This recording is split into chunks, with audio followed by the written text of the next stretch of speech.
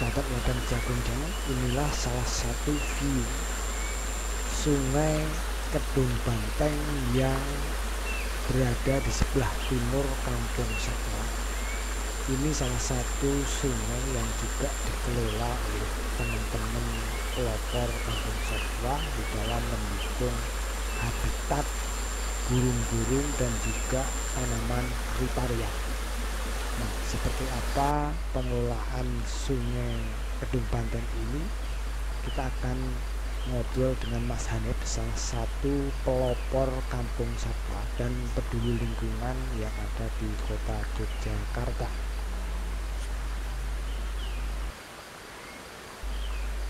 Sebelum kita ngobrol dengan Mas Hanif, coba kita dengarkan dulu itu. Saya mendengar suara burung di sekitar sungai ini.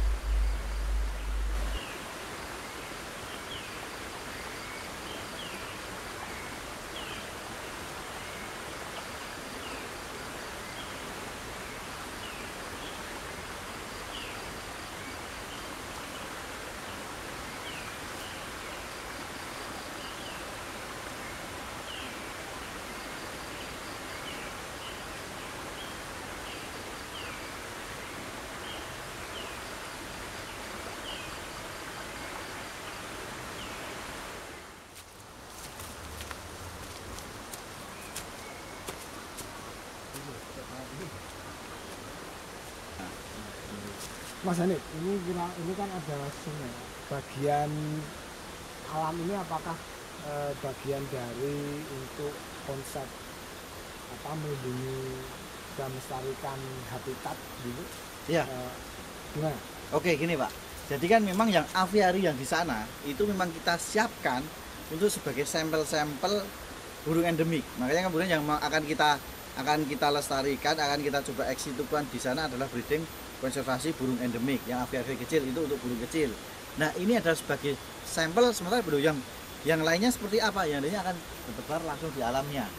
Maka kan kemudian ini sangat perlu sekali kita kita lestarikan. Bagaimana kemudian kita jaga ekosistem ini tetap terjaga lestarinya, ya, gitu. Nah, kita juga fungsikan karena ini istilahnya sungai sudah ada, faktor-faktor unsur ekologinya udah ada, dari yang yang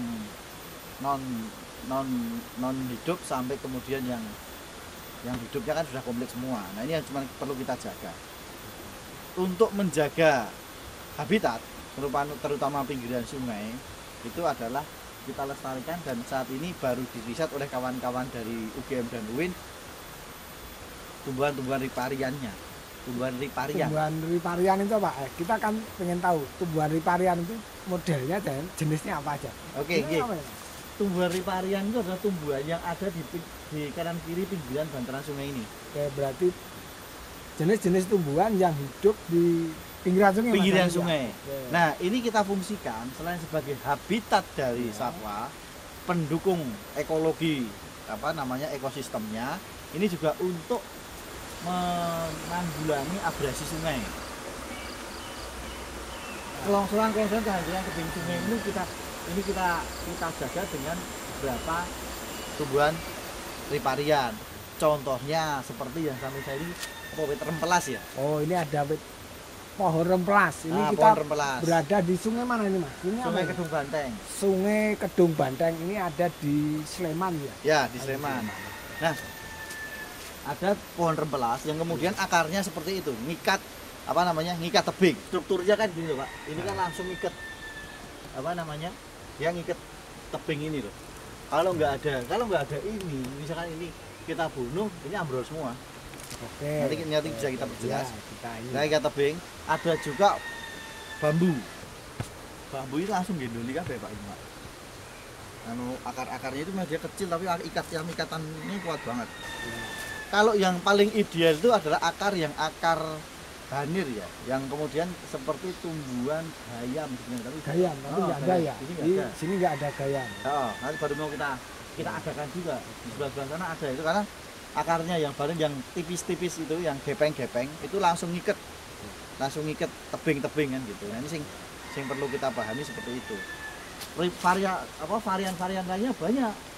tinggal nanti di apa namanya baru kita petakan juga nanti yang paling efektif yang mana kan gitu. Nah, teman-teman, soalnya di kawasan ini masih banyak pepohonan, habitatnya masih sangat alami. Saya tadi mendengar burung cincin coho kalau nggak keliru. Drodot. Ya, drodot. Nah. Ini Mas, ini untuk yang cekakak, karena kayaknya cekakak ini kan habitatnya kayak gini. Nah. Masih ada nggak Mas? Ini? Ada Pak. Jadi cekakak Jawa atau di sini nyebutnya apa jenenge? Urang-urangan. Apa tengkek. Ya, Tengkek. Itu memang berada di tebing-tebing sungai. Sehingga kemudian dia membangun apa liangan di situ ya, seperti gua-gua gitu. Sayangnya kita nggak bisa ngeliat teman-teman ya ini ya. Kapan-kapan boleh nanti kalau kawan-kawan, terutama kawan-kawan yang suka dengan pemantauan burung atau bird watching, boleh silakan datang ke sini, nanti kita bikin pendataan bareng, kan gitu ya. Karena di sini memang ada cekak Jawa, ada elang ular bido, Iya. ada juga bubut Jawa yang sudah dilindungi itu kan semuanya kan. Tapi hidup di alam liar. Hidup di alam liarnya, makanya kan kemudian tantangan kawan-kawan untuk mendokumentasikan. Bahkan elang ular bido ini yang sangat langka di sini sudah berkembang biak. Nek sampean beruntung bisa nemuin susuhnya, gitu ya. Sarangnya. Jadi kalau teman-teman yang tapi ini ingat tidak untuk diburu, tapi hanya untuk ini ya dilihat ya. Diburu gambarnya. Nah, diburu gambarnya. Nah, gitu. Nah, kembali lagi ya ke cekakak Jawa ya. Cekakak Jawa ini kan kemudian dia harus masuk di tebing-tebing sungai itu tadi. Nah, kalau kemudian ya kalau memang pandangan praktis mungkin ini, wah kenapa nggak dibangket aja Mas gitu kan. Nah, ketika dibangket, yang pertama habitat cekakak Jawa hancur karena dia liang-liangnya nggak ada, kena semen semua. Terus yang kedua, akar-akar yang harusnya sampai ke air yang itu jadi habitatnya ikan ataupun hewan-hewan yang ada di air juga hilang. Aliran sungai menjadi lebih deras. Ya sementara bangket, tapi bangket itu kan seperti candi juga Pak. Gue remuk gantinya dan jadi proyek aja untuk beberapa orang. Oke, Nah, ini gitu, mungkin Mas ya, ini coba saya ingin mengakhiri perbincangan ini, tapi ini kunci salah satu pertanyaan. Mengedukasi masyarakat agar juga mau peduli menjaga habitat burung di alam liar itu susah nggak Mas?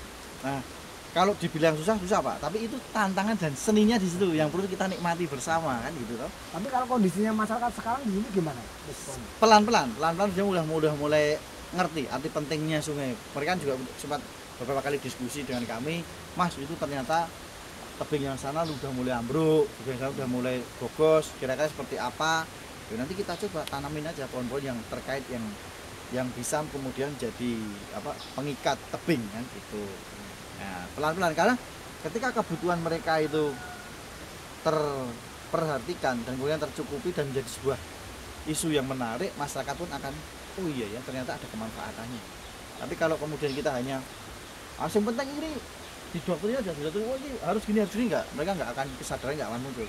Tapi ketika mereka sudah mulai mau diskusi, mau mulai bertanya, oh iya ya ternyata memang harus kita jaga, oh harus kita ini, kalau enggak nanti tanah mereka sendiri yang habis, itu mereka akan semakin butuh dan perhatian.